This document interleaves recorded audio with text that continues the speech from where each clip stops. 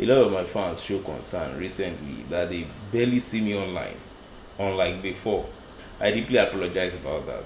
Personally, my belief is that we have a lot to do offline. We don't have all of the time of the world, so I can't be online every time. Thank you for the mutual understanding. Real quick, let's go into today's lecture. I notice a lot of unbelievers often tries to tackle believers with kingdom worth zeal of searching for wealth. Most times, even on the internet, we see it everywhere.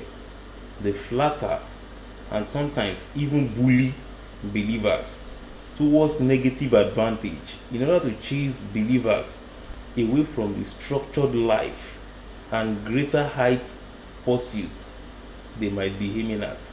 Mind you, I'm not talking about ungodly system of searching for wealth here.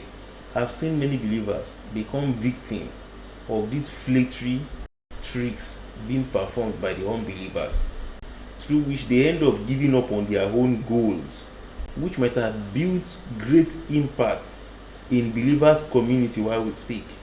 The flattery made them see growing idea that might yield greater blessing as something of sin. Most of all is after these people give up, they end up working for these unbelievers, not necessarily the ones flattering them to give up on their goals, but unbelievers in another field entirely, when they should have grown their own idea into something that would have helped the believers community at large.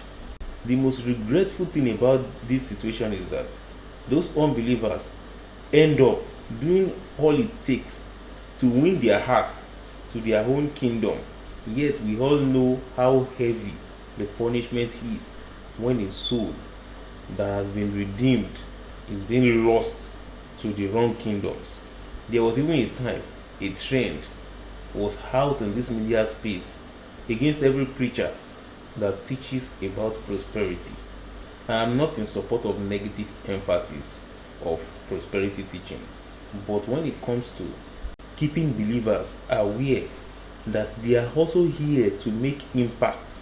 And how do you make impact if we don't curate training avenues and opportunity to supply more informations, basically inspirational informations, to believers at every holy ground, as well as create seats of opportunity for them to have where to start from, whereby making them to know that they can even do beyond what nature has created them to come do.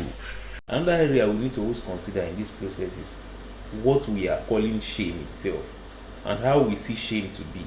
If Jesus was ashamed of his own goal, despite all of the shame and humiliation that happened to him, he would not have the glory he owned since his existence till date and forevermore.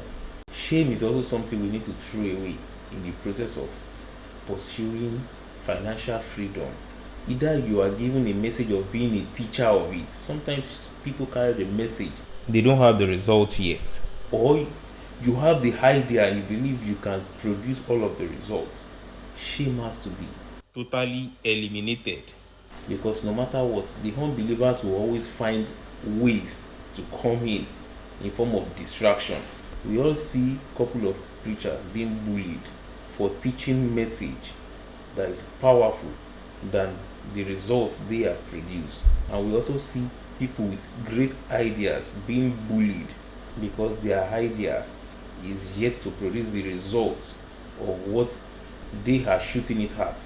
And the only way believers' zeal can be restored totally is to keep making we all aware that regardless any obstacle, if you have an idea, make sure you implement it. Put it into practice. Let's put a stop to review here. Further research can be made on our own. I'm Product of Progress by name. I'm information coach and viral teacher. Stay blessed.